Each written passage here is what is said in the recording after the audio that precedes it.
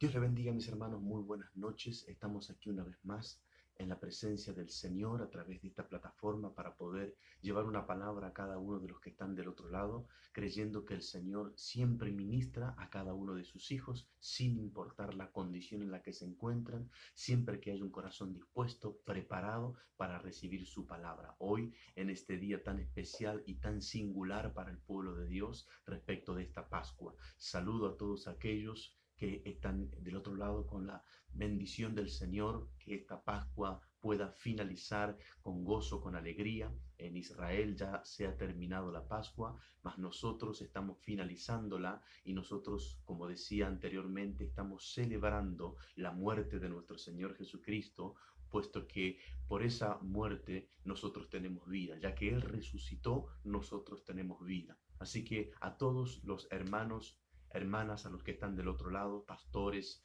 apóstoles, ministros de Dios que son parte del ministerio y los que se suman siempre para colaborar, para ayudar, para ser parte también del pueblo de Dios en diferentes provincias, aquí en Argentina y fuera del país. Les saludo con la paz del Señor, agradecido a Dios por cada uno de ustedes, a los hermanos que he conocido a lo largo del ministerio predicando la palabra del Señor. Saludo a los que están en las provincias, en el Chaco, a los que están en Entre Ríos, a los que están en Santa Fe, a los que están en Santiago del Estero, los pastores, a los que están allí en el sur, Santa Cruz, en fin, en diferentes lugares y provincias donde he estado, donde continuamente estoy comunicándome con ellos, donde me saludan, donde me envían palabras, donde agradezco a Dios por cada uno de sus vidas. A los hermanos, por supuesto, de aquí, de la ciudad de Lanús, a los hermanos que permanecen con nosotros. Les saludo con la paz del Señor a cada uno de los jóvenes, de los niños, que no nos podemos reunir por esta cuarentena. Sin embargo, la palabra del Señor sigue corriendo. Gracias a Dios porque estamos vivos, gracias a Dios porque podemos celebrar esta Pascua, aunque, como decía, atípica, inusual, marca un antes y un después en la historia de la humanidad. Para nosotros hoy es un tiempo donde recordamos que hace cerca de 2000 años atrás, nuestro Señor Jesucristo se ofreció como Cordero Pascual, terminando un ensayo de más de 1500 años, mostrando la verdadera intención de ese sacrificio y de esa sangre. Traer redención para toda la humanidad y todos aquellos que creyeran en su sacrificio. Nosotros somos de esos. Nosotros hemos creído en su sacrificio. Así que bien, saludo como siempre a todos al principio, porque después los mensajes que van llegando no puedo contestarlos porque estamos en la palabra y no quiero interrumpir la palabra, pero agradecido a Dios por todos aquellos que saludan, que comentan la palabra, a todos aquellos que comparten. Les saludo con la paz del Señor porque se van sumando cada día más hombres y mujeres a través de las redes. Como decía, también después lo subimos a YouTube para aquellos que usan más esa plataforma, para que también puedan tener los mensajes allí. Así que gracias por comentar, gracias por sumarse, gracias por saludarnos de diferentes lugares, en el sur, en el centro, en el norte del país y fuera del país, a todos los que conozco personalmente y a los que no conozco personalmente, pero los conozco a través de las redes, a través de la oración, de la comunión en el Espíritu. Gracias a todos los que nos saludan, a los que tienen buenas intenciones, a los que están creyendo que Dios está en estos tiempos fielmente con sus hijos, más allá de esta pandemia. Así que felices Pascuas para todos ustedes y vamos a ir a la palabra. Y en esta noche quiero compartir un tema muy importante, muy singular por sobre todo también, teniendo en cuenta, por supuesto, que todo lo que encierra la vida de nuestro Señor Jesucristo siempre fue singular, siempre fue llamativo, siempre rompió con los esquemas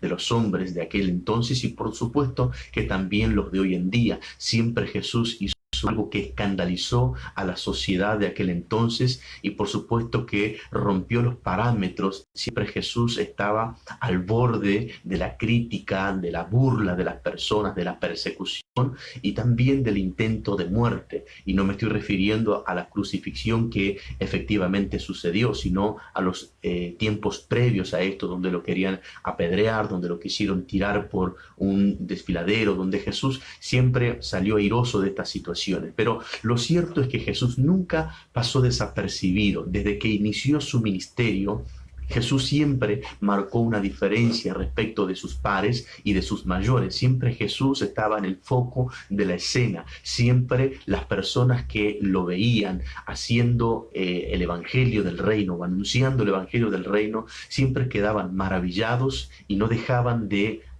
asombrarse con él y con sus hechos, y además de esto lo publicaban, anunciaban donde iban, en sus vecinos o en las aldeas, las maravillas acontecidas por Jesús.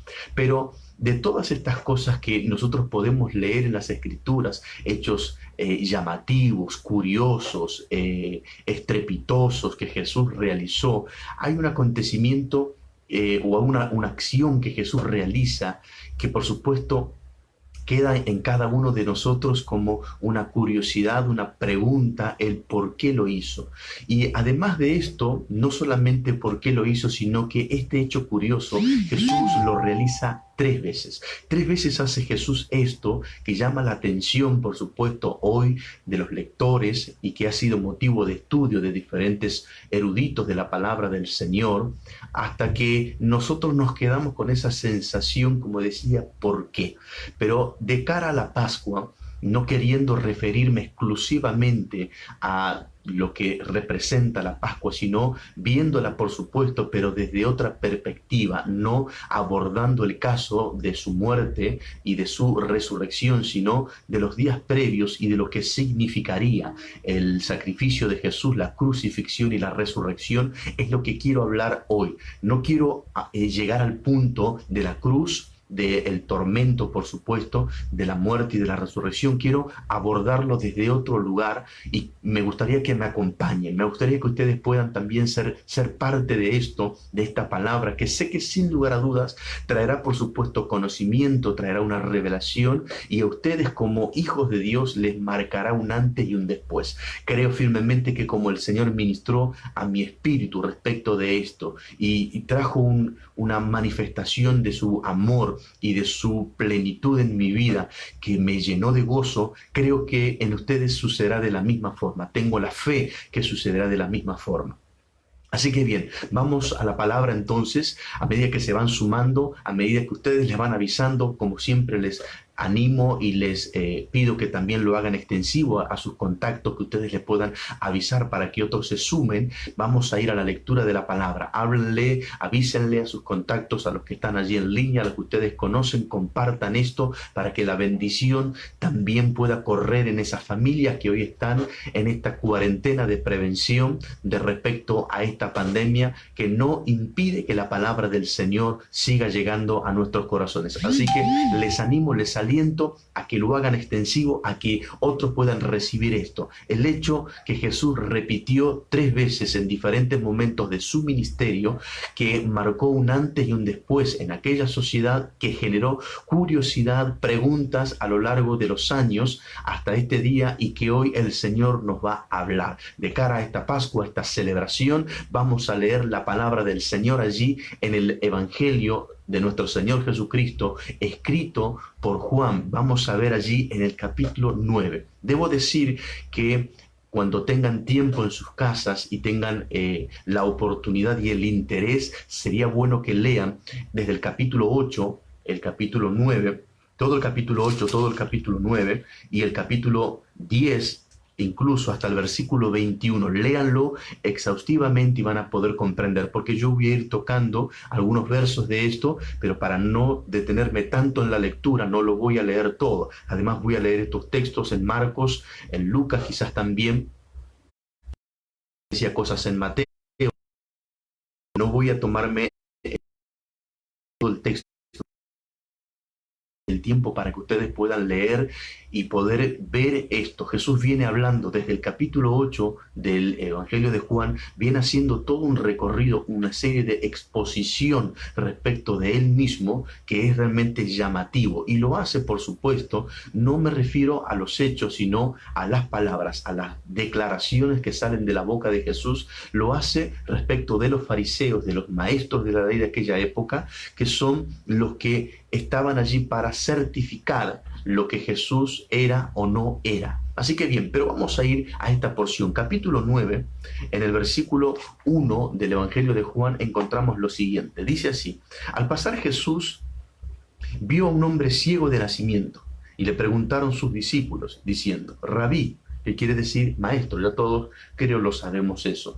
Dice, ¿quién pecó, este o sus padres, para que haya nacido ciego? Respondió Jesús, no es que pecó este ni sus padres, sino para que las obras de Dios se manifiesten en él. Hace poco hablamos acerca de la manifestación de Jesús a sus discípulos allí junto al mar después de haber resucitado. Ahora Jesús, estando vivo en la carne, dice que la ceguera de este hombre no había sido por culpa de él ni por sus padres, sino para que Dios se manifieste, para que el Padre se manifieste en él. Ahora dice, o las obras del Padre se manifiesten en él. Ahora dice el versículo 4, me es necesario hacer las obras del que me envió, entre tanto que el día dura.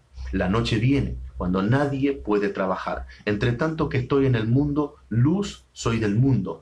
Dicho esto, escupió en tierra e hizo lodo con la saliva y untó con él lodo los ojos del ciego. Y le dijo, ve a lavarte en el estanque de Siloé, que traducido es enviado. Fue entonces y se lavó y regresó viendo.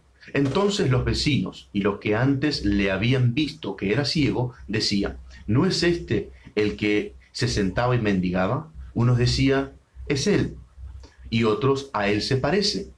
Y él decía, yo soy. Y le dijeron, ¿cómo te fueron abiertos los ojos? Respondió él y dijo, aquel hombre que se llama Jesús hizo lodo, me untó los ojos y me dijo, ve al Siloé y lávate, y fui y me lavé y recibí la vista. Entonces le dijeron, ¿dónde está él? Él dijo, no sé. Ahora, por supuesto, que el hecho al cual me estaba refiriendo en los primeros versículos es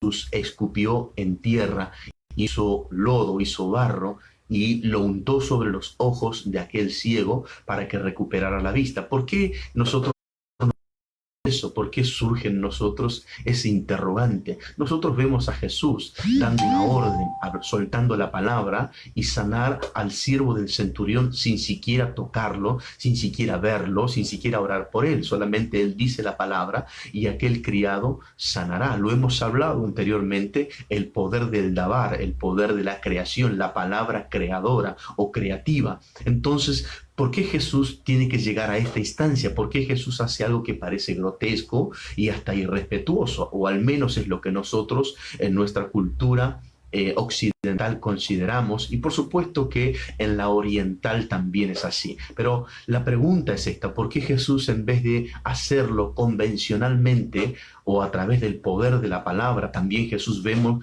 reprendiendo demonios, algo que nunca había ocurrido antes en la historia? Ningún hombre, ni Moisés, ni Elías, ningún profeta de la historia echó fuera un demonio. Jesús, con la palabra, solamente ordenaba y los espíritus salían de las personas. Entonces, ¿por qué Jesús, así como le dijo al paralítico, levántate y anda, que estaba 38 años allí junto al estanque de Betesda, por qué Jesús no suelta esa misma palabra? ¿Por qué no produce un milagro de esas mismas características? ¿Por qué Jesús hace algo controversial, algo llamativo que despertará las críticas de las personas, algo que no es, por supuesto, algo normal para que nosotros podamos ver a Jesús en ese tipo de acción? Por supuesto que Jesús nunca hizo algo al azar, Jesucristo nunca hizo algo fuera de la voluntad de Dios. Pero sin embargo, esta curiosidad, este hecho inusual que acabo de mencionar, aquel ciego que recibe la vista luego de que Jesús escupiera en tierra, no es la primera vez que ocurre, sino, como decía, esto se sucedió 2 veces más todavía. En verdad, 3 veces Jesús escupe para poder generar un milagro. Ahora bien, quiero ir a los textos para que ustedes lo puedan ver bíblicamente. Luego de explicar o explicaré por qué Jesús hace esto, y sin lugar a dudas esto será de gran bendición para cada uno de ustedes. El otro episodio lo encontramos en Marcos, allí en el capítulo 8. Marcos va a registrar lo siguiente respecto a Jesús y cómo hace este milagro. Dice así el versículo 22, Marcos capítulo 8, versículo 22, dice así: vino luego a Betsaida y le trajeron un ciego, y le rogaron que le tocase. Entonces, tomando la mano del ciego, le sacó fuera de la aldea y escupiendo en sus ojos, las manos encima y le preguntó si veía algo. Él, mirando, dijo: veo a los hombres como árboles, pero los veo que andan. Luego le puso sobre los ojos e hizo que mirase, y fue restablecido y vio de lejos y claramente a todos. Y lo envió a su casa diciendo: ni lo digas a nadie en la aldea. Este es el segundo caso donde el escritor o el evangelista Marcos, que Jesús para provocar un milagro. En esta lectura que hemos realizado respecto a este acontecimiento, dice que Jesús le escupió en los ojos. Algunas otras versiones dice que Jesús escupió en su mano y con su propia mano tocó los ojos del ciego para que éste restableciera su visión. Ahora, no me refiero, o creo que el detalle no es este, sino lo más importante es que Jesús nuevamente volvió a escupir, y eso sí, no está en cuestionamiento, ni tampoco hay algún tipo de dudas respecto a la traducción de las escrituras. Pero el segundo caso refleja, a diferencia del primero, que Jesús manda a que se lave en el estanque de Siloé. Ahora, en este caso, dice la Biblia que Jesús le puso las manos encima, es decir, podemos considerar que Jesús corrió con su propia saliva la visión para que este hombre pudiera ver, y todos en el primer caso se enteran en la aldea que este hombre va a lavarse en el estanque de Siloé del milagro acontecido. En este caso Jesús dice, lo sacó, dice el primer versículo, que lo sacó de la aldea y le dijo que no le dijera a nadie. Entonces, tomando de la mano al ciego, dice, lo sacó fuera de la aldea. Así que miren este hecho tan curioso y llamativo también por parte de nuestro Señor Jesucristo. Dice que lo sacó de la aldea, así que no sé cuántos metros Jesús habrá caminado con el ciego, lo habrá llevado de la mano, no sé qué tipo de diálogo habrán tenido. La cuestión, hasta que estuvieron afuera, Jesús no hace ningún milagro. Y luego, al final de hacer esto, dice que Jesús le dice que no entrase en la aldea y que no le diga a nadie en la aldea de este milagro. O por lo menos no quería Jesús que esto lo hiciera mientras él estuviera en esa aldea. Pero bien, vamos a ir al tercer caso, donde Jesús también volverá. Y luego sí entraremos a este desarrollo de esta palabra, donde Jesús por tercera vez escupe en tierra. Y vamos a verlo en el capítulo 7, también de Marcos. Dice la palabra del Señor en el versículo 31 así. Marcos capítulo 7, versículo 31 dice así: volviendo a salir de la región de Tiro, vino por Sidón al mar de Galilea, pasando por la región de Decápolis, y le trajeron un sordo y tartamudo, y le rogaron que le pusiera la mano encima. Y tomándole aparte de la gente, metió los dedos en las orejas de él, y escupiendo tocó su lengua. Y levantando los ojos al cielo, gimió y le dijo: éfata, es decir, sé abierto. Al momento fueron abiertos sus oídos y se desató la ligadura de su lengua, y hablaba bien. Y les mandó que no lo dijesen a nadie, pero cuanto más les mandaba, tanto más lo divulgaba. Ahora bien, versículo 37, voy a terminar de leerlo, dice así: y en gran manera se maravillaban diciendo: bien lo ha hecho todo, hace a los sordos oír y a los mudos hablar. Ahora bien, habiendo tenido la lectura de los tres pasajes donde Jesús, curioso y llamativamente, ha de escupir para poder restablecer la vista de dos ciegos y cambiar la sordera y la mudez o la tartamudez de una persona, Jesús deja un precedente único e histórico que cambió la historia del pasado, y que yo considero firmemente que esto también te afirmará en el Señor. ¿Por qué el Señor Jesucristo escupió en tierra? Bien, voy a comenzar por los hechos históricos para poder llevarlos a lo espiritual y a mirar la Pascua de otra forma, como nunca antes lo han visto hasta el día de hoy. Dice que Jesús, en el caso que habíamos leído primero, hace la sanidad de aquel ciego del estanque de Betesda, perdón, del estanque de Siloé, el estanque del enviado, donde Jesús lo envía a ese hombre para poder cumplimentar su milagro. Pero Jesús, como les decía, viene desde el capítulo 8 con una serie de declaraciones delante de los fariseos, quienes eran los que estaban encargados de la ley y de que ella se cumpliera. Ahora bien, ¿cómo podemos llegar a interpretar el por qué hace esto Jesús? Porque Jesús está llevando su estado ministerial a un estado como nunca antes había tenido. Recuerden ustedes que quien viene allanando el camino, preparando su camino ministerial con 6 meses de preparación o con 6 meses de ministerio previo a Jesús es Juan, su primo Juan, el conocido Juan Bautista. Juan es el que clama, es la voz que clama en el desierto, es la voz del espíritu del profeta Elías que se manifiesta para quitar los obstáculos en el ministerio de Jesús. Juan es el enviado por Dios. Juan es el hombre que Dios decidió que pudiera pregonar bajando desde las montañas de Judea para que el ministerio de Jesús pudiera ser pleno en su ejercicio. Ahora Juan ejerce su propio ministerio, Juan tiene sus propios discípulos, Juan bautiza para el arrepentimiento en las aguas del Jordán, el mismo Jesús es bautizado, Juan enseña a sus discípulos diferentes tipos de forma doctrinal de llevar adelante una vida santa y pura conforme a los mandamientos que hasta entonces rigen. Juan viene de una enseñanza de los esenios, Juan viene llevando una línea ministerial. Ahora, de repente, se terminará abruptamente el ministerio de Juan, llevando a catapultar el ministerio de Jesús a una forma totalmente diferente.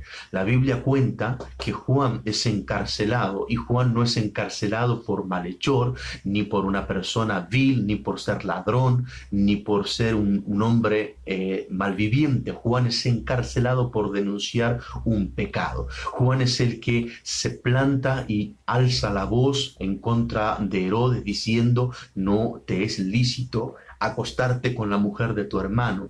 Juan lo denuncia, Juan lo habla a voz en cuello en público, y eso provoca que sea encarcelado. Ante un baile seductor de Salomé, la Biblia dice que ella le pide por consejo de su madre a este rey que le había ofrecido hasta la mitad de su reino, le pide la cabeza de Juan en una bandeja. Esto termina aconteciendo y este hombre mandará cortarle la cabeza a Juan, terminando con su ministerio. Previo a este acontecimiento, Juan, estando preso, Juan manda a sus discípulos que lo fueron a visitar a donde estaba Jesús para preguntarle si él era el Mesías que estaban esperando o debían seguir aguardando o esperando a otros. Noten ustedes esto: Juan, quien era el primo de Jesús, que estando en el vientre de su madre saltó y fue lleno del Espíritu Santo cuando María va a visitarla a Elizabeth en la montaña, este mismo hombre que tenía ese ministerio de preparar el camino al Señor, este mismo hombre que dijo: yo no soy digno de desatar la correa de su sandalia, este hombre que dijo: yo bautizo en agua para el arrepentimiento, pero el que viene detrás de mí los bautizará en Espíritu Santo y fuego, este mismo hombre le manda a preguntar a Jesús por medio de sus discípulos, estando encarcelado con las horas contadas para ser decapitado, le pregunta a través de sus discípulos si él era el Mesías, si él era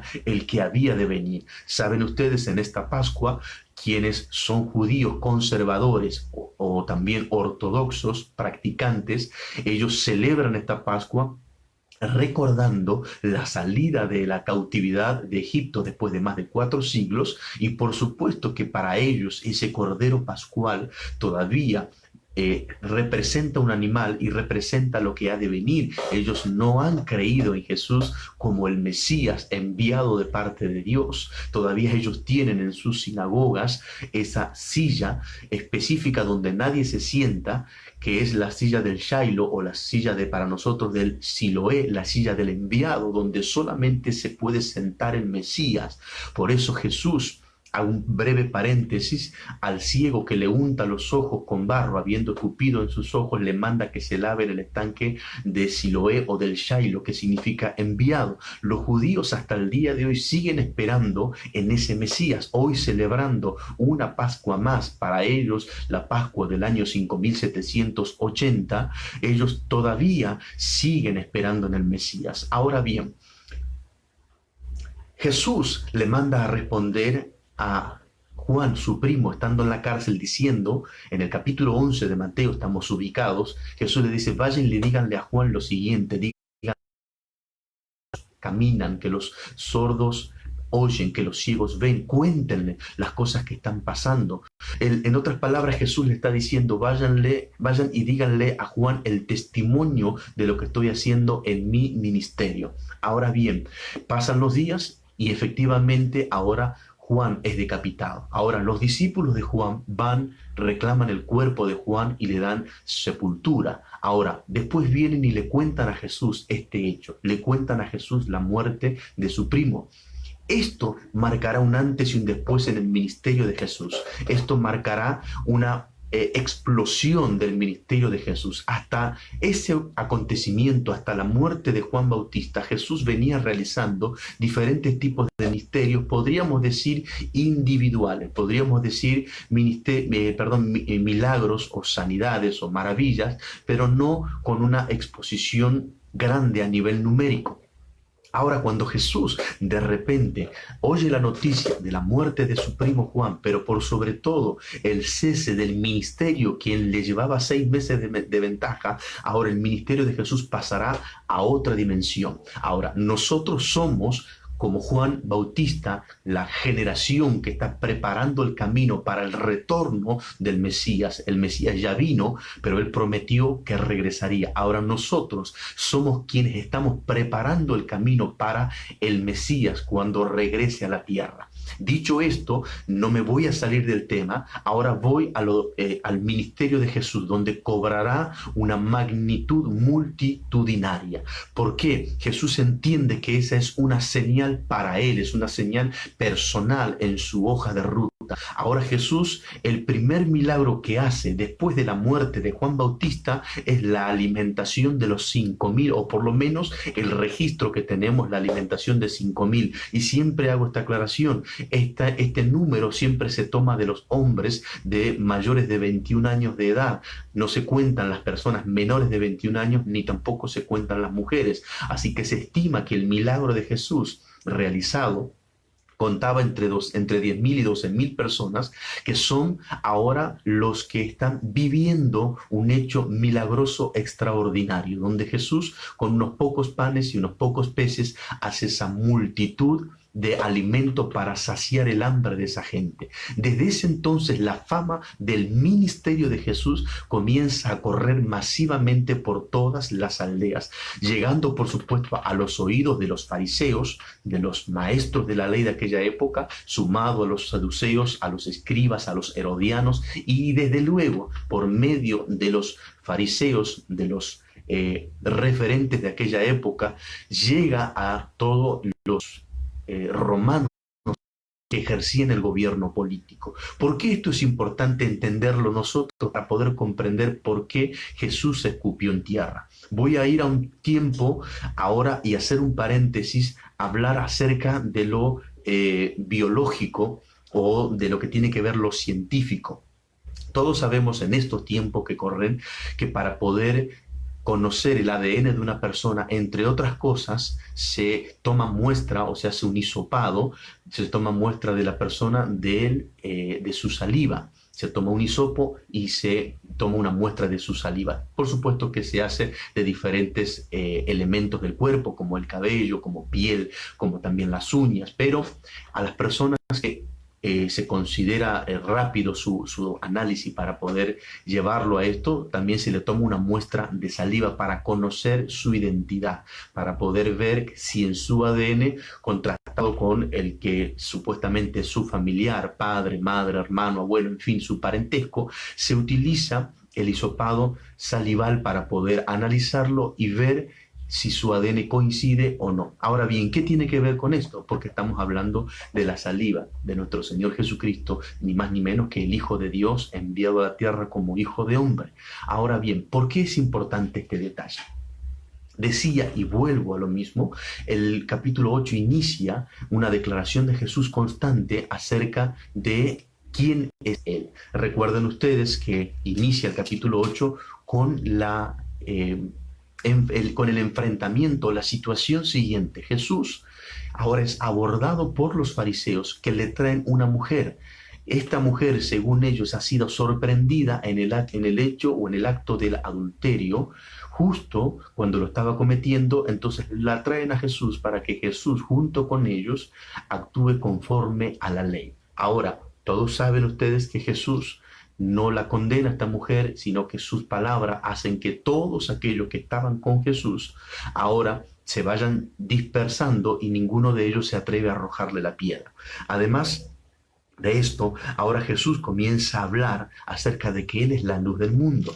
Ahora nosotros nos encontramos que Jesús comienza a decir: a donde yo voy, nadie podrá ir conmigo, no pueden ir conmigo. Ahora Jesús viene haciendo toda una serie de declaraciones por un solo hecho. Cuando Jesús se manifiesta después de la muerte de Juan Bautista con hechos extraordinarios y multitudinarios, como decía, su fama comienza a correr sobre todos lados. Llega el punto donde los fariseos comienzan a abordarlo a Jesús, porque esta es la segunda etapa de su ministerio, ya de cara a su crucifixión y por supuesto a su resurrección, que es lo que hoy estamos celebrando nosotros, el día de resurrección de nuestro Señor Jesucristo. Ahora bien, cuando Jesús es abordado por los fariseos, en este caso, para llevarle a esa mujer, no es el único episodio que ocurre, sino que a Jesús comienzan a pedirle que Él dé una señal. Una señal en principio como profeta, porque Jesús había venido ejerciendo su ministerio y había comenzado a dar diferentes tipos de palabras, y entonces los fariseos, que comenzaron a oír cada vez más de Jesús, noten ustedes el hecho histórico y la necesidad de esto natural. Sitúense en el tiempo, hace cerca de 2000 años atrás, sitúense en esto. Hoy en día nosotros damos una publicación en las redes y en cuestión de minutos ha recorrido el mundo, pero en aquellos años, para que alguien pudiera darse a conocer, no era la misma velocidad. Ahora, con un hecho tan importante como una alimentación de más de 10.000 personas, por supuesto que esto sí comienza a tener eco y resonancia en la sociedad, y esto llama la atención no solamente de los romanos, sino de los fariseos, que a ellos les interesa, por supuesto, porque ellos están esperando al Mesías. No se olviden de eso, ellos están esperando al Mesías en aquel momento y hasta el día de hoy. Entonces se acercan a Jesús y le piden señal, le dicen: danos una señal de quién eres tú, danos una señal de que verdaderamente eres un profeta. Alguna vez ya lo he dicho, todo profeta que se preciaba de ser profeta, tenía que responder dando una señal de su ministerio profético. Ahora bien, no solamente esto, sino que ellos querían saber quién era verdaderamente Jesús. Ustedes recordarán que en cierto momento se dice en las Escrituras, lo habrán leído: ¿no es este Jesús? ¿No es este el hijo del carpintero? Y esto lo dicen ellos con ironía, porque ellos están cuestionando, ellos están mirando algo que según su criterio no es normal, no es agradable ante los ojos de la estructura de la ley, que Jesús, según ellos, es un hijo de fornicación. Entonces yo le dice: danos una señal. Y Jesús responde esto, y ahora voy a hablar respecto a la Pascua y a lo que vendría no mucho tiempo después. Jesús dice esto, lo siguiente: esta generación mala y perversa demanda señal, mas no le será dada señal más que la del profeta Jonás. Así como el Hijo del Hombre, así como Jonás estuvo 3 días en el vientre del pez y 3 noches, así el Hijo del Hombre estará en el corazón de la tierra. Esa es la única señal que Jesús dio acerca de su ministerio profético y de lo que ocurriría, por supuesto, de que Él estaría 3 días muerto, sepultado, y al tercer día resucitaría. Después de 3 días y 3 noches, como hablamos el día jueves, cuando estuvimos hablando del inicio de la crucifixión y muerte de nuestro Señor Jesucristo, para poder llegar a concordar con la resurrección en el primer día de la semana, o sea, día domingo, como hoy, al despuntar el alba, en Oriente, Jesús ya había resucitado, cumpliendo la señal del profeta Jonás. Esa es la única señal que Jesús da como profeta. Ahora, Jesús comienza a hablar acerca de su autoridad. Ustedes recordarán en cierto momento cuando Jesús se le pregunta con qué autoridad hacía las cosas que hacía. Ellos lo cuestionaban a Jesús, pero no respecto a la autoridad gubernamental, sino a la autoridad respecto de quién le cede la autoridad. Ustedes ya comprenden como pueblo de Dios, como hombres y mujeres de Dios, comprenden que nadie tiene autoridad en sí mismo. Jesús lo explica en cierta ocasión de que él tiene la autoridad por lo que él obedece todo lo que el Padre le dice. Ahora, cuando Jesús comienza a hablar de esto, cuando Jesús comienza a hablar de que su Padre es el que le da la autoridad, que él dice todo lo que oye decir al Padre, que él hace todo lo que ve hacer al Padre, hay un gran número de personas que no están viendo como nosotros lo vemos, que Jesús habla del Padre divino o el Padre celestial o su Padre como Dios o como Yahweh, sino que ellos están viendo o están interpretando que Jesús se está refiriendo a su Padre natural. Entonces ellos están diciendo, ¿cómo es posible este hombre que es hijo del carpintero, que nosotros ya hemos escuchado todo un alboroto que ocurrió, que se sospecha que es un hijo extramatrimonial, que Jesús es producto de un hijo de una fornicación? Entonces, noten ustedes, por eso les decía, en su hogar, esto que va a despertar y que va a abrir una visión diferente respecto a los hechos de Jesús, van a poder acercarse a la historia de una forma diferente, van a poder comprender por qué exclusivamente le traen a Jesús a esta mujer en el pleno hecho de adulterio, porque ellos están aludiendo que su madre María pudo haber estado en esa condición. No estoy diciendo que lo estuvo, por supuesto sabemos que el hecho de la concepción de nuestro Señor Jesucristo fue virginal y María nunca tuvo una relación fuera de haber estado con José, ella misma lo declara. Lo que estoy diciendo es la suposición en la que los fariseos estaban incurriendo y por eso le traen,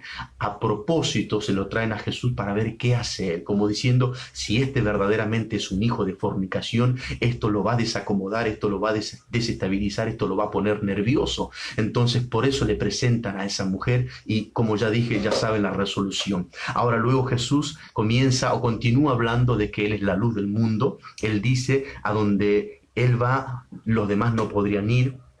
Después él comienza a decir que ahora sí voy a leer algunos versículos. En el versículo 31, capítulo 8, versículo 31, Jesús está hablando con los fariseos y dice, dijo entonces Jesús a los judíos que habían creído en él, si vosotros permanecereis en mi palabra, seréis verdaderamente mis discípulos y conoceréis la verdad y la verdad os hará libres. Jesús está diciendo, ustedes tienen que conocer la verdad. ¿Qué verdad está refiriéndose Jesús? Nosotros siempre tenemos la tendencia a llevarlo al tema o al ámbito espiritual, pero no se olviden que Jesús está en un marco social, donde a él se lo está acusando o se lo está cuestionando respecto a su identidad.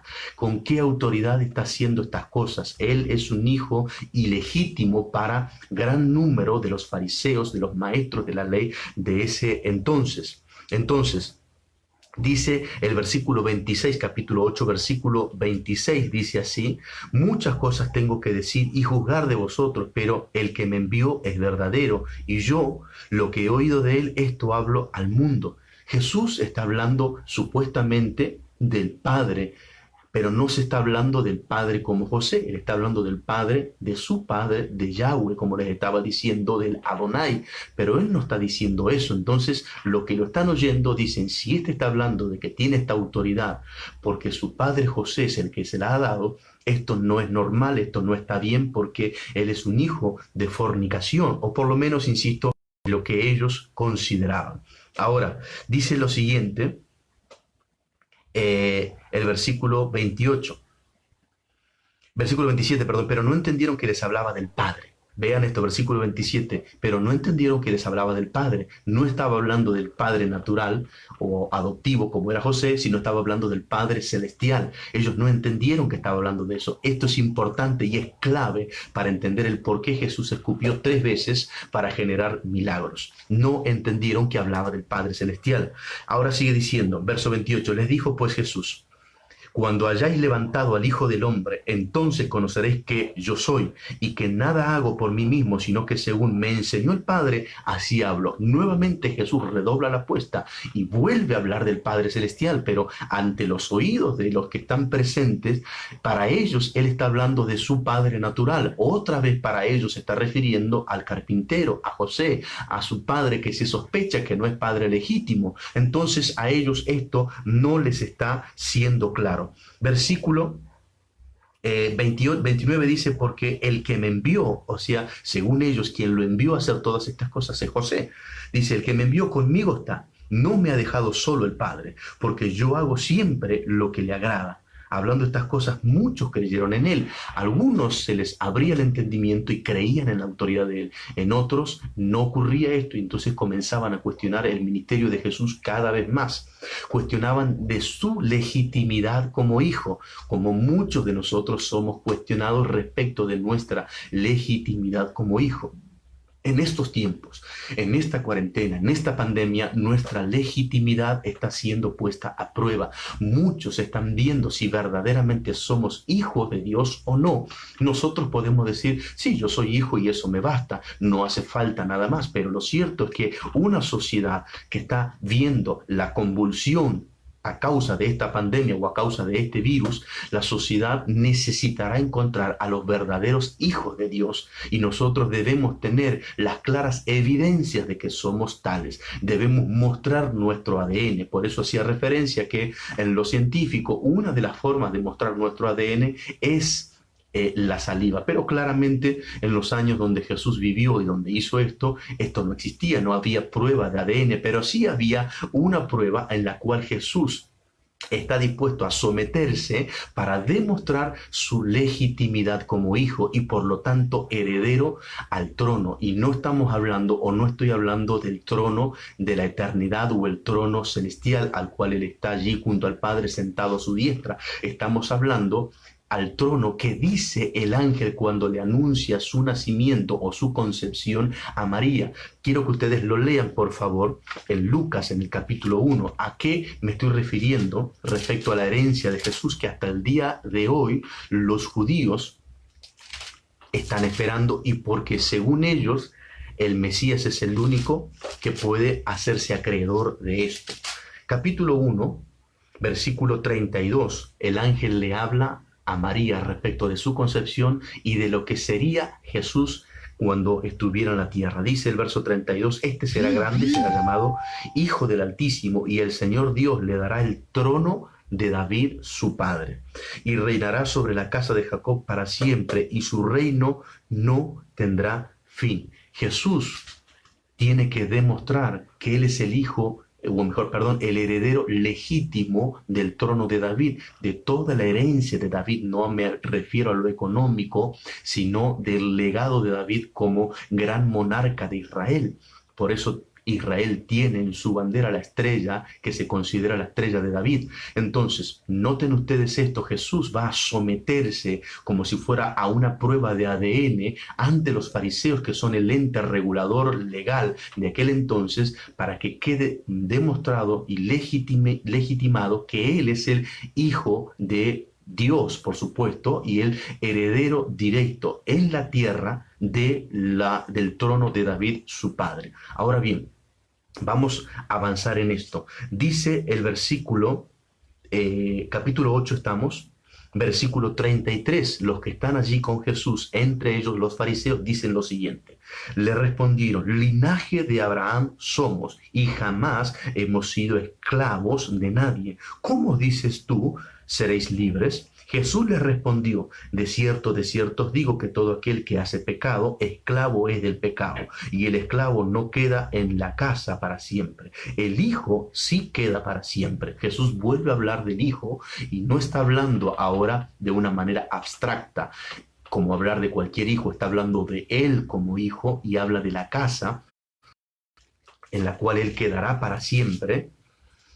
Permítanme que va otra vez a Lucas para recordar las palabras del ángel a María. Dice, este será grande, será llamado Hijo del Altísimo, y el Señor Dios le dará el trono de David su padre, y reinará sobre la casa de Jacob para siempre y su reino no tendrá fin. Entonces Jesús está hablando de sí mismo.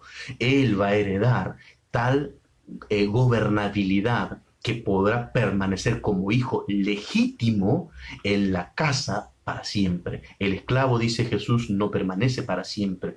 Ahora, los que lo están oyendo no pueden salir de su asombro, no pueden creer lo que están oyendo, cómo este hombre se atreve a decir semejante locura, no pueden asumirlo, no pueden interpretarlo ni aceptarlo. Ahora sigue diciendo esto. Versículo 37. Sé que sois descendientes de Abraham, pero procuráis matarme, porque mi palabra no haya cabida en vosotros. Jesús dice, ustedes me quieren matar porque lo que yo les estoy diciendo no les cabe en su mente, no pueden aceptarlo, no pueden racionalizar lo que les estoy diciendo, no pueden interpretarlo y esto produce un rechazo en ustedes y por eso me quieren matar. Eso efectivamente los llevará a la muerte a Jesús, para que después de 3 días resucite y hoy estemos celebrando esta Pascua. Ahora dice, yo hablo lo que he visto cerca del Padre. Oigan esto, yo hablo lo que he visto cerca del Padre. Jesús está diciendo, yo lo he visto a mi Padre hacer esto y por eso yo estoy hablándolo. Ahora, ante los oídos de ellos hay una confusión. Ellos dicen, ¿de qué Padre está hablando? Para nosotros este es un hijo que se sospecha de fornicación. Entonces dice, y vosotros lo que hacéis, y vosotros hacéis lo que habéis oído acerca de vuestro padre. Él dice, ustedes hacen lo que oyeron acerca de su padre, al cual ellos consideran Abraham. Abraham es el padre para ellos, él es el padre de la fe. Ahora respondieron y le dijeron, nuestro padre es Abraham. Y Jesús le dijo, si fueseis hijos de Abraham, las obras de Abraham haríais, pero ahora procuráis matarme, a mí, hombre, que os he hablado la verdad, la cual he oído de Dios. No hizo esto Abraham. Ahora, él está hablando ahora de Dios, del Adonai. Aquí nosotros encontramos la traducción como Dios, pero en el original sería Adonai. Entonces él está diciendo, yo estoy haciendo algo distinto y ustedes no lo están haciendo. Si ustedes dicen que son hijos de su padre Abraham, tendrían que hacer las obras que él hizo y ustedes no lo están haciendo. Ahora, noten ustedes el versículo 41 que es claro. Vosotros las obras de vuestro padre, vosotros hacéis las obras de vuestro padre. Entonces le dijeron, nosotros, oigan, nosotros no somos nacidos de fornicación. Un padre tenemos que es Dios. Ellos están diciendo, nosotros no somos hijos nacidos de fornicación, aludiendo que Jesús sí es un hijo de fornicación. Ellos están diciendo indirectamente que Jesús no es hijo legítimo de José.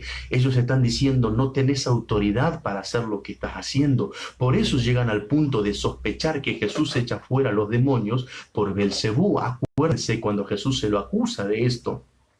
Ellos dicen, nadie puede hacer esto de la forma que lo está haciendo este hombre. Este hombre es un hijo ilegítimo, es un hijo de fornicación. Entonces no puede hacer lo que hace si es que viene de Dios. Por eso es tan importante cuando Nicodemo viene a Jesús de noche y le dice, tú lo que has hecho, nadie lo puede hacer si no está Dios con él. Este hombre tiene una revelación de quién era Jesús. Ahora bien, oigan esto. Sigue diciendo el versículo 42. Jesús entonces les dijo, si vuestro Padre fuese Dios, ciertamente me amarías, porque yo de Dios he salido. Ahora Jesús les comienza a hablar directamente de que su paternidad es divina, que Él es el hijo del Adonai, Él es el hijo de Yahweh. Entonces ahora comienza a generar ya no solamente un asombro, sino un enojo, una furia en contra de Jesús que va a ir incrementándose cada día más. Entonces dice así, versículo 42 estaba. Entonces Jesús le dijo, si vuestro Padre fuese Dios, ciertamente me amaríais, porque yo de Dios he salido y he venido, pues no he venido de mí mismo, sino que Él me envió. Ahora él habla de él me envió. Acuérdense, el Yailo, el enviado, el estanque de Siloé, el estanque del enviado. Él dice, yo soy el enviado, a mí me enviaron. Yo fui el que levantó la mano proféticamente cuando Isaías lo retrata. Dios dice, ¿a quién enviaremos? ¿Quién irá por nosotros? Y yo dije, heme aquí, envíame a mí.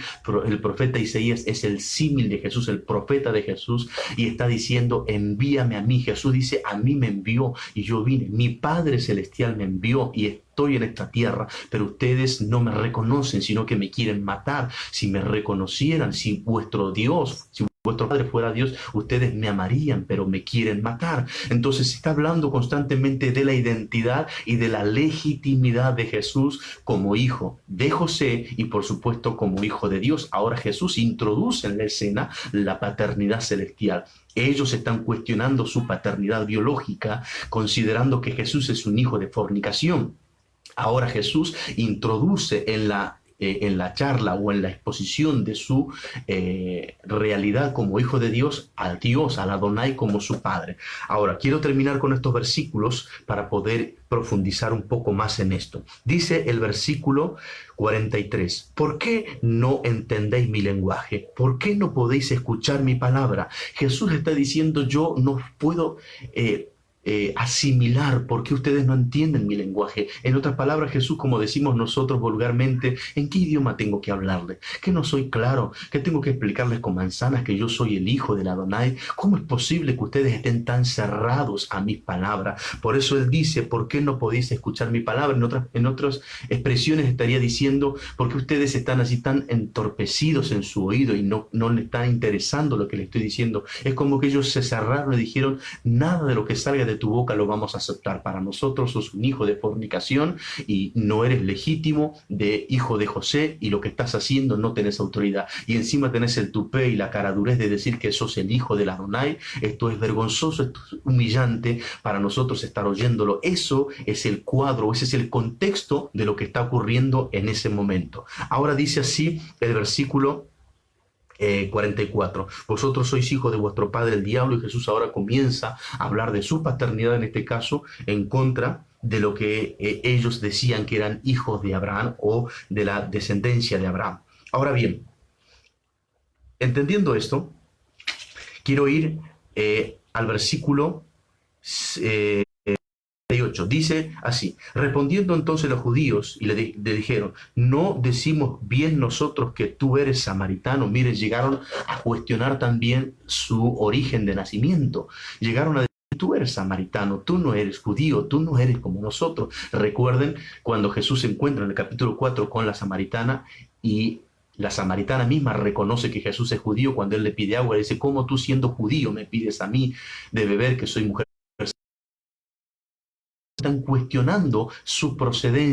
Dicen, tú eres samaritano, tú no eres de los nuestros. Ellos están allí apuntando contra la identidad de Jesús. Primero hacían referencia acerca de su nacimiento o de su ilegitimidad como hijo de José. Y ahora dicen, nosotros decimos bien, tú eres samaritano. Ahora dicen, y que tienes demonio, ellos dicen, además de que sos samaritano, estás endemoniado. Miren a qué punto llegó la acusación de estas personas con Jesús. Por eso es importante que podamos nosotros interpretar y dimensionar lo que estamos viviendo. A nosotros en este tiempo se cuestionará nuestra legitimidad como hijo, se nos cuestionará nuestra ciudadanía y además se cuestionará nuestra vida espiritual, los hechos. ¿Por qué a Jesús le dicen que está endemoniado? Porque según ellos los hechos milagrosos que está haciendo no son divinos, sino que son por causa de Satanás o de Belcebú. Y eso es lo que nos está sucediendo a nosotros y lo que seguirá incrementándose en estos tiempos.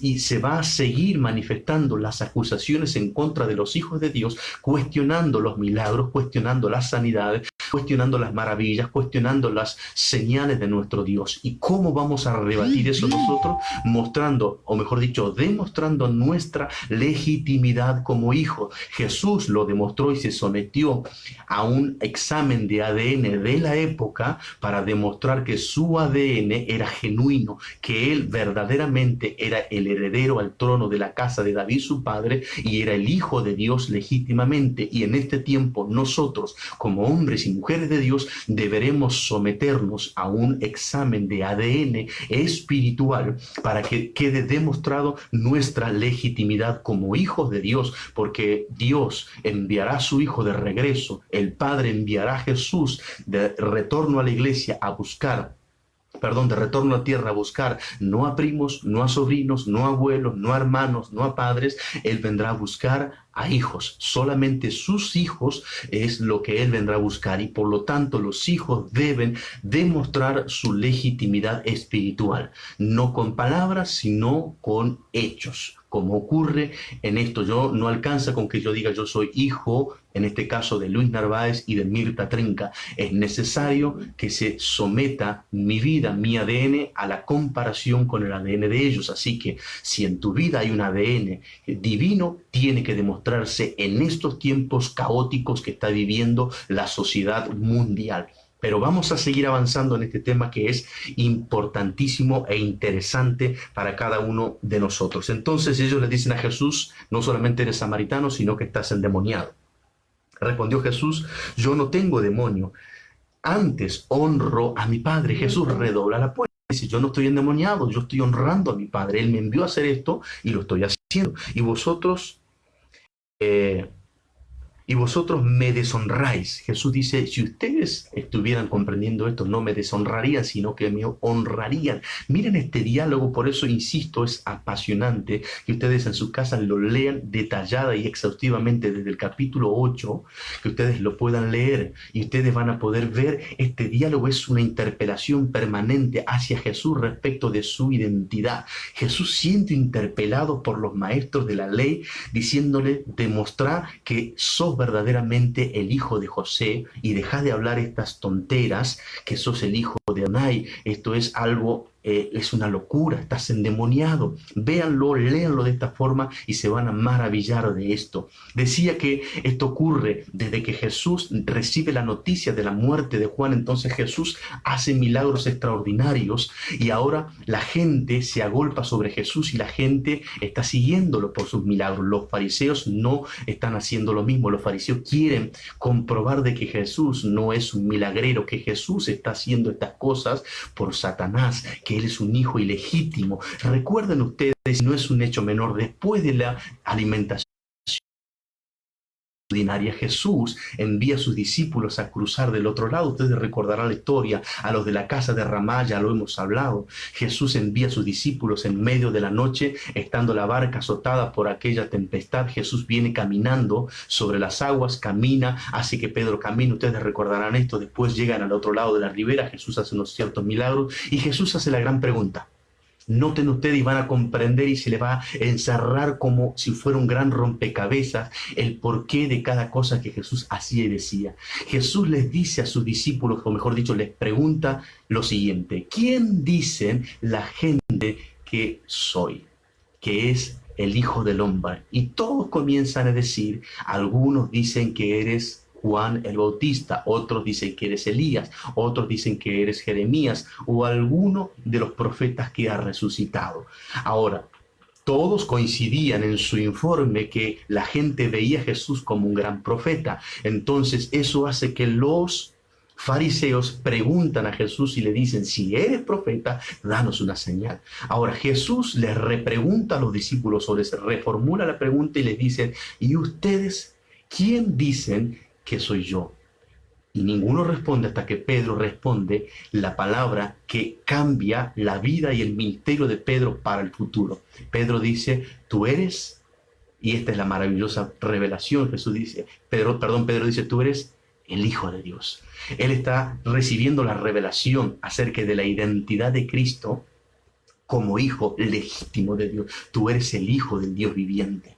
Entonces ahora Jesús lo felicita y le dice, bienaventurado, porque no te lo reveló ni carne ni sangre, sino mi Padre. Ahora Jesús está diciendo, entendiste que esta revelación te la dio mi Padre. Vuelve a hablar de la identidad y la legitimidad de Jesús. Ahora, esto solamente hasta el momento son palabras, hasta el momento son palabras dichas por Jesús, como las que se oyeron en aquel día del bautismo de Jesús, donde gran multitud que se acercó a las aguas del Jordán para ser bautizado, escucharon la voz desde los cielos que decían, este es mi Hijo amado, en quien tengo complacencia.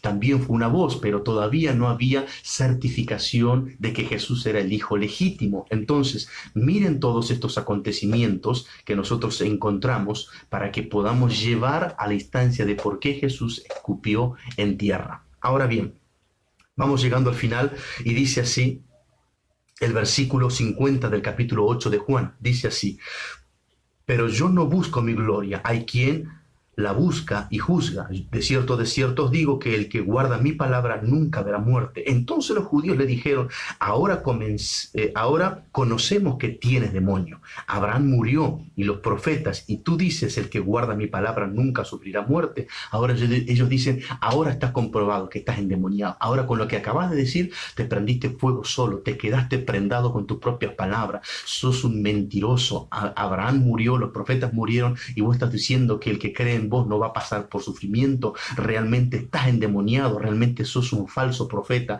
sos un hijo de fornicación. Miren esta situación tan terrible que Jesús está enfrentando. Jesús está siendo cuestionado en su legitimidad.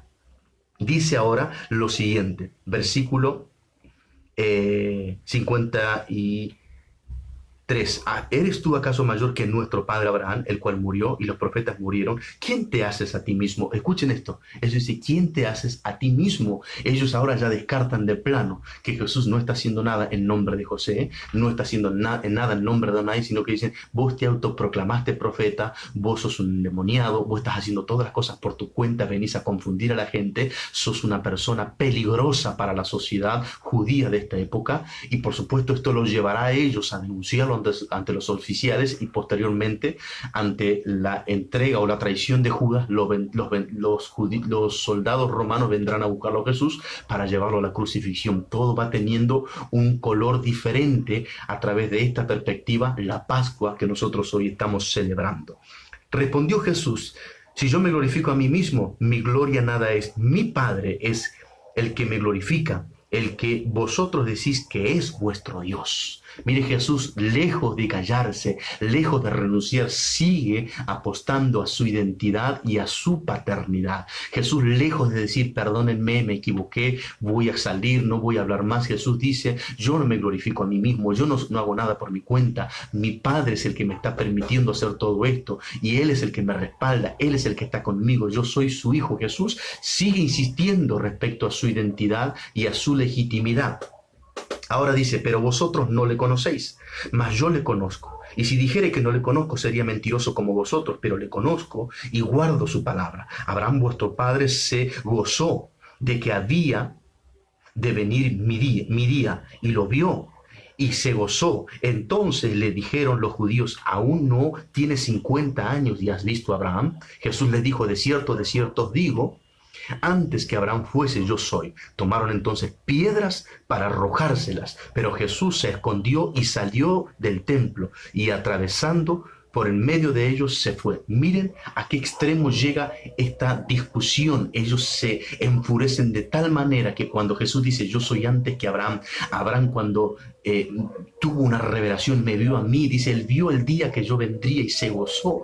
Y ellos ahora dicen, ni siquiera tienes 50 años todavía y me estás diciendo que viste a Abraham, y agarraron cada uno piedras. Recuerden ustedes que el hecho anterior, yo no sé si ellos no agarraron las mismas piedras que habían agarrado para tratar de apedrear a la mujer que la habían encontrado en adulterio. Yo no sé si no fueron las mismas piedras que agarraron y le dijeron, en vez de apedrear a esa mujer, tenemos que apedrearte a vos, tenemos que matarte a piedrazos. Imagínense a qué estado llegaron los fariseos, los maestros de la ley de aquel entonces. Jesús está siendo ahora amenazado de muerte, está a punto de ser destruido, de ser lapidado por estos hombres de la ley. Ahora, sin embargo, extraordinariamente y divinamente Jesús se abre paso en medio de ellos, que no voy a hablar ahora acerca de eso, como Jesús es traspuesto para que no lo maten, y sale del templo.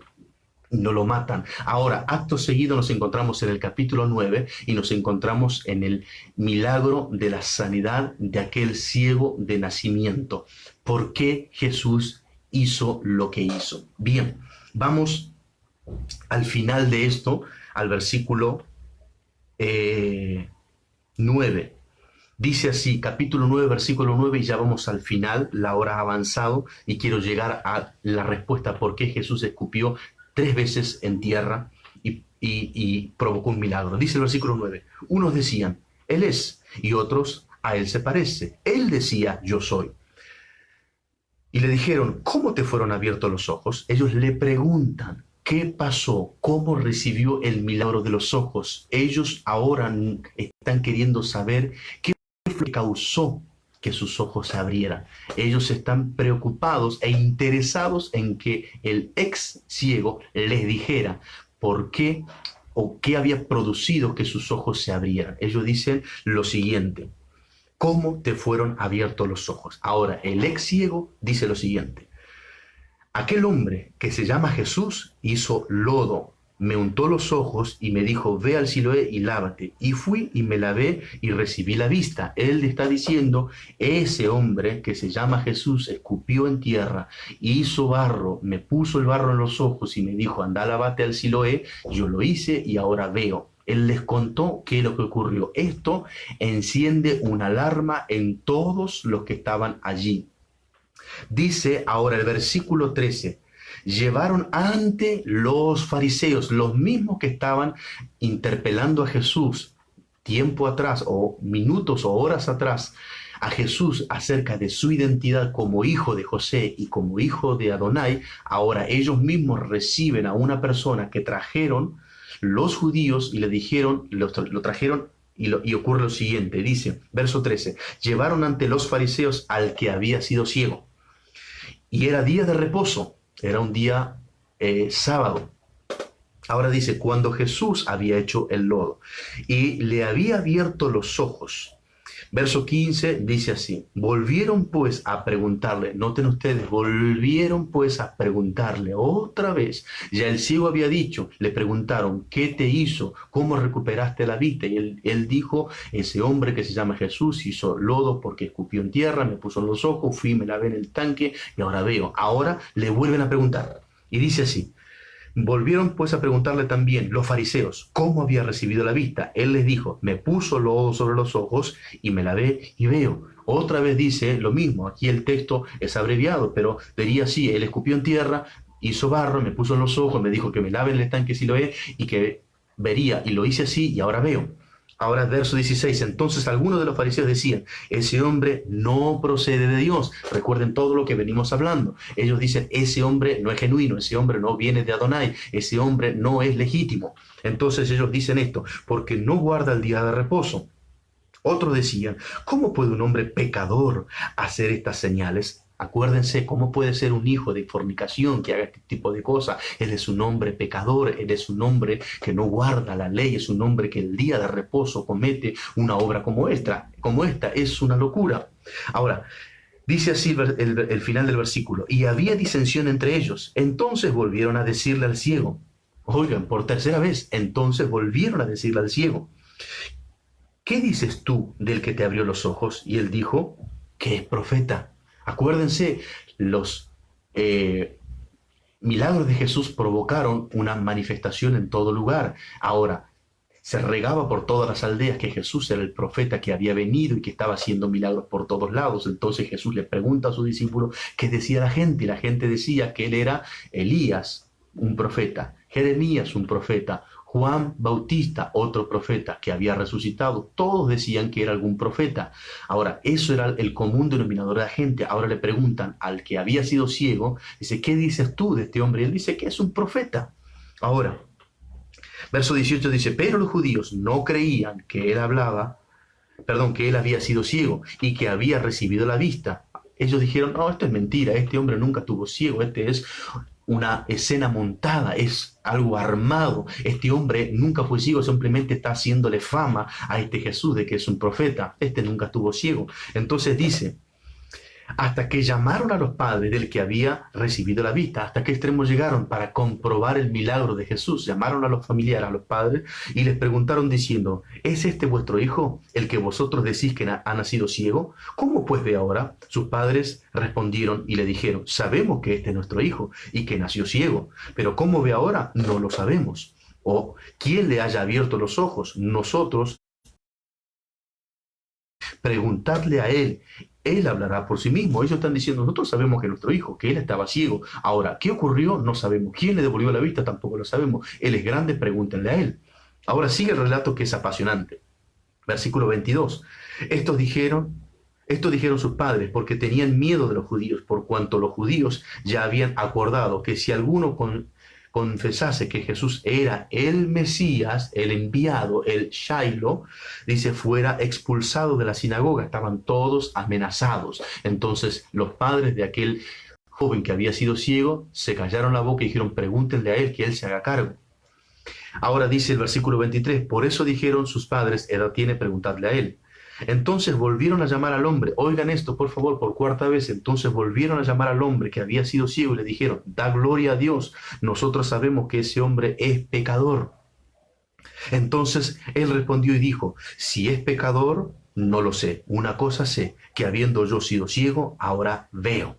Le volvieron a decir por quinta vez, ¿qué te hizo? ¿Cómo te abrió los ojos? Oigan, hermanos, por 5 veces consecutivas se le está preguntando a alguien que es ciego por qué se le abrieron los ojos, qué ocurrió, qué le hizo a este hombre para que sus ojos se abrieran. Él le respondió, ya os lo he dicho. Él está diciendo, ya les dije, muchachos, esta es la quinta vez que me preguntan. Él escupió en tierra, él hizo barro, me untó los ojos y me dijo que me lavara en el estanque de Siloé. Así lo hice y ahora veo. Y no habéis querido oír. ¿Por qué no queréis oír otra vez? Ellos estaban totalmente perplejos.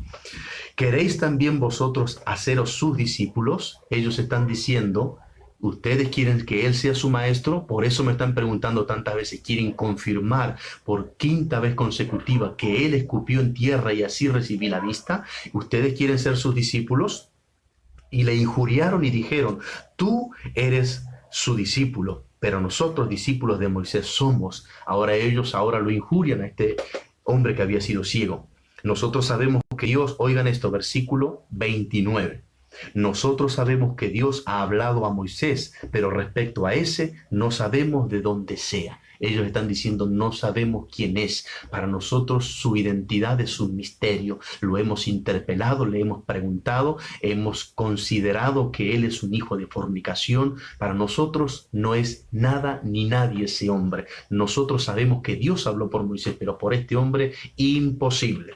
Ahora dice así, respondió el hombre y les dijo, pues esto es lo maravilloso. Miren, este hombre que había sido ciego los termina ministrando a estos fariseos. Dice, pues esto es lo maravilloso, que vosotros no sepáis de dónde sea.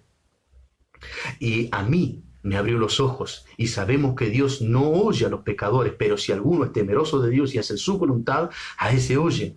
Oigan esto tremendo, él dice, esto es lo maravilloso, que ustedes no sepan de dónde él sea, pero él a mí me abrió los ojos, ustedes no saben su identidad, ustedes no le conocen, no lo aceptan, no lo reconocen, para ustedes es un hijo de fornicación, para ustedes es un enigma, es un misterio, pero a mí me abrió los ojos, yo lo único que sé es que este hombre escupió en tierra, hizo barro, me puso en los ojos y ahora veo. Eso es lo maravilloso, eso es lo impresionante. Miren cuán grandes maravillas encontramos en el ministerio de nuestro Señor Jesucristo. Ahora bien, dice esto, desde el principio no se ha oído decir que alguno abriese los ojos a uno que nació ciego. Si este no viniera de Dios, nada podría hacer. Respondieron y le dijeron, tú naciste del todo en pecado y nos enseñas a nosotros. Y le expulsaron, lo expulsaron de la sinagoga. Dijeron, ya nunca más vas a pertenecer a esto. Este hombre termina predicando y ministrando por un milagro que Jesús hace. Qué poderoso, qué terrible es lo que está sucediendo en este momento. ¿Todo por qué? Porque Jesús escupió en tierra 3 veces. En este caso, este hombre 5 veces cuenta su testimonio y esta gente no puede creer lo que están oyendo. ¿Cómo es posible que esto sucediera? Porque para ellos esto marca un antes y un después. Dice ahora el versículo 35, y aquí termino con la lectura y voy al por qué Jesús escupió en tierra. Oyó Jesús que le habían expulsado y hallándole le dijo, ¿crees tú en el Hijo de Dios? Jesús se enteró que a este que había sido ciego, que él le escupió y le dio la vista, lo expulsaron por dar testimonio de él. Y Jesús le hace esta pregunta, ¿crees tú en el Hijo de Dios? Recuerden esto. Toda la gente creía que Jesús era un profeta. Incluso este hombre, cuando se le pregunta quién era Jesús para él, él dice, para mí es un profeta. Ahora, cuando Jesús le pregunta a sus discípulos quién creían ellos que él era, el único que recibe la revelación es Pedro, y él dice, tú eres el Cristo, el Hijo del Dios viviente. Ahora, Jesús le pregunta a este hombre, ¿crees tú en el Hijo de Dios? Respondió él y dijo, ¿quién es, Señor, para que crea en él? Este hombre dice, quiero conocerlo y yo voy a creer en él. Le dijo Jesús, pues le has visto. Él es el que habla contigo, Él es. Jesús le está diciendo, soy yo. Verso 38, Él dijo, creo, Señor, y le adoró. Tremendo lo que ocurre cuando alguien reconoce la identidad legítima de Jesús como el heredero del trono, como el Hijo del Dios viviente y como el heredero del trono de David, su padre, y su genuinidad, ahora automáticamente se postra y lo adora. Dijo Jesús, para juicio he venido yo a este mundo, para que los que no ven, vean, y los que ven sean cegados. Entonces algunos de los fariseos que estaban con él, al oír esto, le dijeron, ¿acaso nosotros somos también ciegos? Jesús les respondió, si fuerais ciegos no tendríais pecado, mas ahora, porque decís, vemos, vuestro pecado permanece. Tremendo, mis hermanos, esto. Nuestro Señor Jesucristo dio una sola señal respecto a su ministerio como profeta y dijo, así como el profeta Jonás estuvo 3 días y 3 noches en el vientre del pez, así el Hijo del Hombre estará 3 días y 3 noches en el corazón de la tierra, ya que al tercer día, un día como hoy, en un día de celebración de Pascua, Jesús resucitaría para darnos vida y vida en abundancia. Ahora bien, ¿por qué hizo Jesús esto? La respuesta que he anunciado desde el principio. Se creía en aquellos entonces y el Talmud años después, una lectura casi obligatoria por todos los judíos conservacionistas y ortodoxos y por supuesto eh, los musulmanes que también tienen el Corán. El Talmud registra lo siguiente, que esta costumbre se vivía en los tiempos de Jesús, por supuesto, y después solo se registró bíblicamente un hecho familiar. Todos sabemos que los hijos legítimos son los considerados nacidos en un matrimonio, el primer matrimonio, la primera nupcia, esos son los hijos legítimos. Pero también nosotros sabemos que el adulterio, que el cual venimos hablando, y la fornicación se viene cometiendo desde antaño, desde muchísimos años, antes incluso de que la ley de Moisés estableciera la condenación respecto al adulterio y a la fornicación. Es decir, hombres siempre cometieron este tipo de actos o de pecados. Siempre hubieron hombres que tuvieron hijos extramatrimoniales por causa de adulterio o por causa de fornicación. Entonces, cuando un hombre, habiendo constituido su hogar y crecía su economía o sus finanzas y llegaba a tener una herencia considerable, muchas veces aparecían los supuestos hijos a reclamar la herencia. Esto no es nuevo, esto ocurre también hasta el día de hoy. Quiero citar un caso quizás para los argentinos un poco más resonante y conocido, y no es porque vaya a tener algún tipo de opinión personal respecto de esta persona, pero lo voy a citar por cuestiones de conocimiento o de resonancia, y es el caso del exfutbolista Diego Armando Maradona, que este hombre siguen apareciendo diferentes supuestos hijos y la forma de certificar si son hijos de él o no se hacen los análisis de ADN y en algunos casos queda demostrado que sí y en otros que no. En el caso de que sí, la herencia debe ser, por supuesto, repartida o debe incluirse a ese hijo. Ahora, en aquel entonces, la forma de reclamar la herencia en aquellos años no era de cualquier hijo, sino el que podía reclamar la herencia no siendo hijo del matrimonio, era el que se consideraba hijo primogénito. Es decir, yo podría tener, o como tengo hoy, 3 hijos, y de los 3 hijos, el primogénito nuestro es considerado Hernán, pero de repente, al momento de que la herencia pueda ser repartida, puede aparecer una persona, mi hijo Hernán tiene 21 años, puede aparecer una persona de 22 años y decir, yo soy el que tiene derecho a esta herencia de la primogenitura, y entonces había que demostrar su legitimidad. Como dije, en aquel entonces no existía un análisis científico de ADN. Entonces, la forma de demostrar en aquel entonces, según la costumbre, y por supuesto que los fariseos que practicaban esto, los legalistas de la época creían en esto, por eso se registró esta historia en el Talmud. Si alguien tiene interés, lo puede encontrar, puede leer el Talmud y puede confirmar lo que estoy diciendo. Decía lo siguiente: si alguien venía a reclamar la herencia como hijo hijo primogénito y demostrar su legitimidad, se consideraba, según la costumbre, que su saliva tenía propiedades milagrosas. Entonces, para demostrar si este era hijo legítimo de un hombre, entonces se consideraba que si este hombre escupía sobre alguna enfermedad, sobre alguna anomalía en el cuerpo de una persona, si era el hijo legítimo de esa persona, entonces su enfermedad sanaría en el momento, fuera lepra, fuera ceguera, fuera algún tipo de sequedad en el cuerpo o algún tipo de mutilación, lo que fuera, cualquier deformidad, si este hijo era legítimo y escupía sobre la enfermedad o sobre la llaga, automáticamente tendría que sanarse. Si no se sanaba, no era hijo legítimo, entonces no tenía derecho a la herencia, no era el primogénito.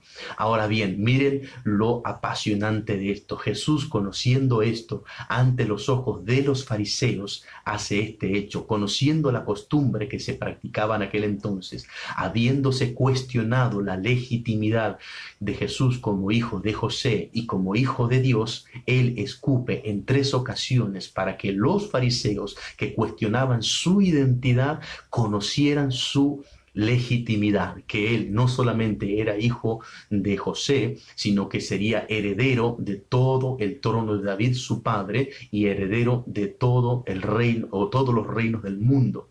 Ahora bien, hermanos, ¿qué digo con esto? Nuestro Señor Jesucristo atravesó todo ese tiempo de acusaciones para que quedara demostrado que Él era el Hijo de Dios, para que al final en su crucifixión un soldado romano dijera verdaderamente este era el Hijo de Dios, para que nosotros podamos hoy decir quien resucitó después de 3 días de haber estado muerto no fue ningún ser normal ni natural, quien resucitó fue el Hijo de Dios en esta Pascua. Nuestro ADN tiene que aflorar, no es un ADN físico. Yo reconozco esto, que el ADN es espiritual, que demostrará nuestra legitimidad como hijos de Dios.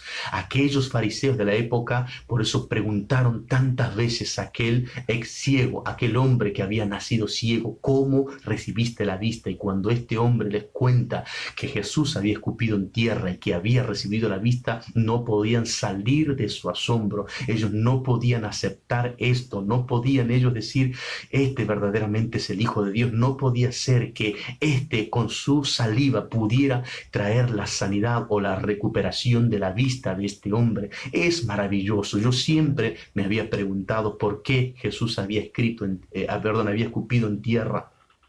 Además, por supuesto, de que era el Hijo de Dios y podía tener esta capacidad, pero la pregunta era lo controversial, lo llamativo y lo curioso. Hoy les estoy acercando esta revelación. Pueden leer el Talmud, como les decía, y encontrar esto, que es un acontecimiento que ocurre en una familia de alguien que cuestionaba la legitimidad de un hijo primogénito, y el padre de familia cuenta esto y dice, si él no fuera el hijo verdadero, su saliva que tiene poder curativo no estaría manifestándose. Así que para que ustedes vean que hasta el día de hoy quien lee el Talmud, tanto los judíos ortodoxos o conservacionistas como los musulmanes, tienen este conocimiento que en aquellos años la saliva tenía poderes curativos. Así que nuestro Señor Jesucristo escupió al menos 3 veces en tierra para que los exámenes de aquel entonces legales, como eran los maestros de la ley, como eran los fariseos, los científicos de la época, confirmaran que Jesús era el Hijo de Dios que tenía herencia en los cielos y en la tierra de todo. Por eso dice el libro de Apocalipsis que todos los reinos del mundo han venido a ser de su Cristo. Así que, amados hermanos, qué gozo haber compartido esta palabra con ustedes. Anhelo que haya sido de bendición, anhelo que haya sido una palabra inspiracional para ustedes, que sepan en estos tiempos que nuestro ADN será puesto a prueba, que tendremos que demostrar que somos hijos legítimos de Dios, no hijos falsos, no hijos mentirosos, apócrifos, no sobrinos, no primos, no cuñados, no sobrinos, no ahijados, sino que seremos manifestados y expresados como hijos de Dios. Jesucristo retornará a la tierra en breve y vendrá a buscar a sus hijos, los que demuestran que tienen su ADN. Ese ADN está vibrando en cada uno de sus hijos por la presencia del Espíritu Santo que nos ha sellado, que es nuestras arras hasta nuestra redención adquirida allí en los cielos. Les saludo con la paz del Señor. Gracias a todos aquellos que se han estado conectando. Gracias a todos aquellos que han estado recibiendo esta palabra. Saludos a todos los hermanos, a los pastores, a los ministros que nos han estado viendo. Gracias por siempre estar allí del otro lado. Gracias por siempre permanecer, por saludar, por compartir. Síganlo haciendo para que esto siga corriendo. Si para ustedes es de bendición, síganlo haciendo, síganlo compartiendo, síganle comunicando a sus amistades, síganlo viendo por YouTube. Después estas prédicas las bajamos y las bajamos al ordenador y las subimos a YouTube para que también estén en esa plataforma. Así que Dios bendiga sus vidas, que la paz del Señor Jesucristo repose en cada uno de ustedes. Amén.